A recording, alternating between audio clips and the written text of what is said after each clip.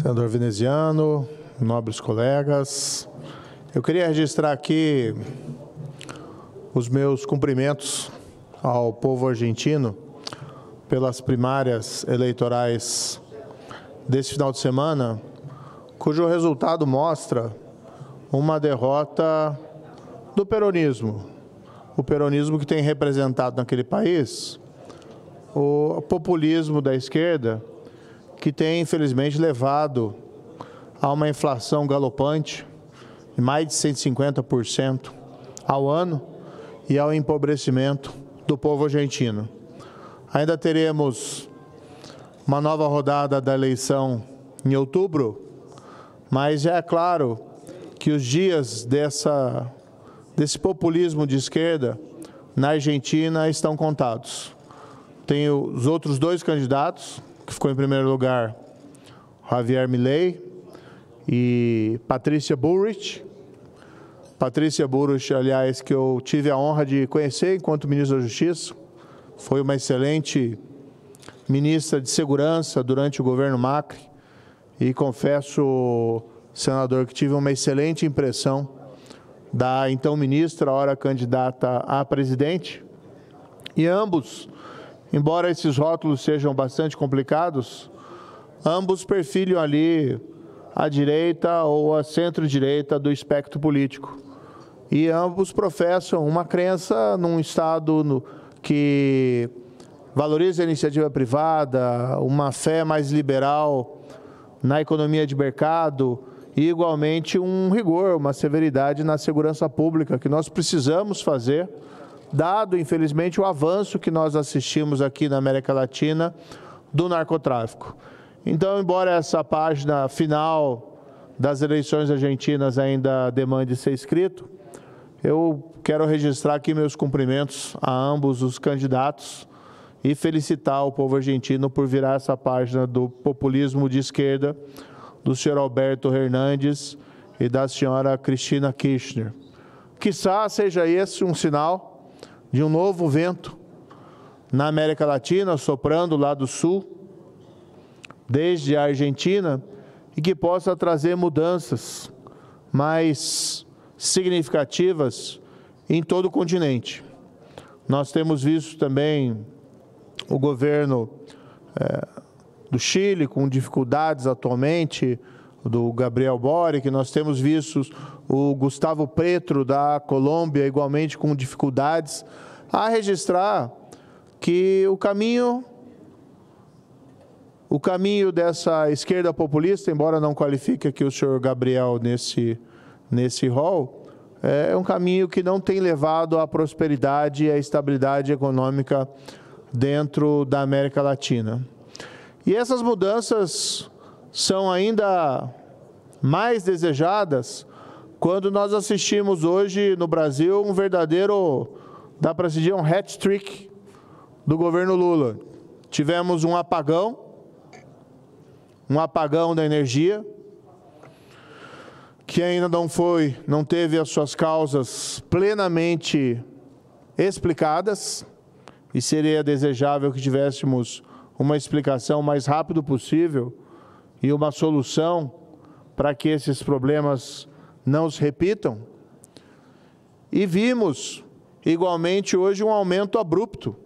da gasolina e do óleo diesel pela Petrobras. Aumento esse de 16% na gasolina e de 25%, 25,8% do óleo diesel. Por que esse aumento abrupto? Porque no período imediatamente anterior, a nova direção da Petrobras, nomeada pelo governo Lula, resolveu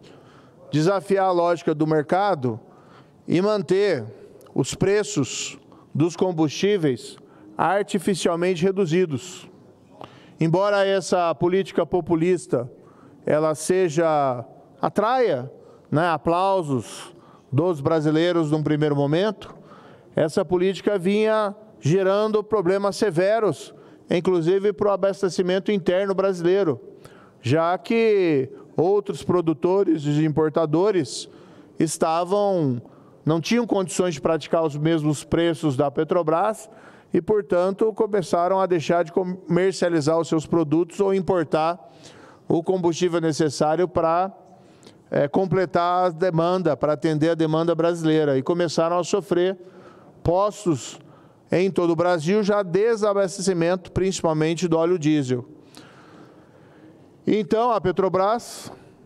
tendo presente que essa política era insustentável, acabou revertendo os preços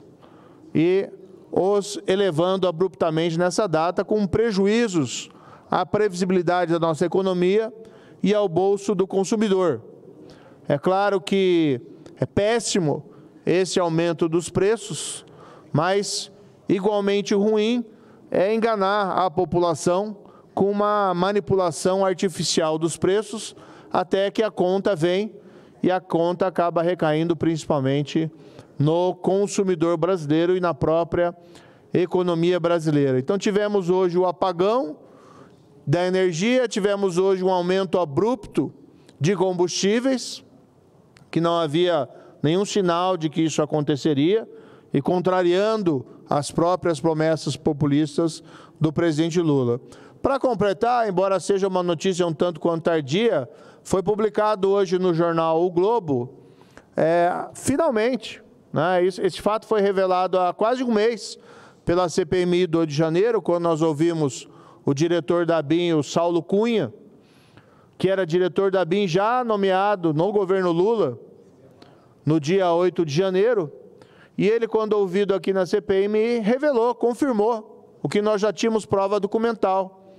que o general Dias, Gonçalves Dias, nomeado como ministro do GSI pelo Lula, foi alertado, não uma vez, senador veneziano, não uma vez, mas dezenas de vezes, desde o dia 7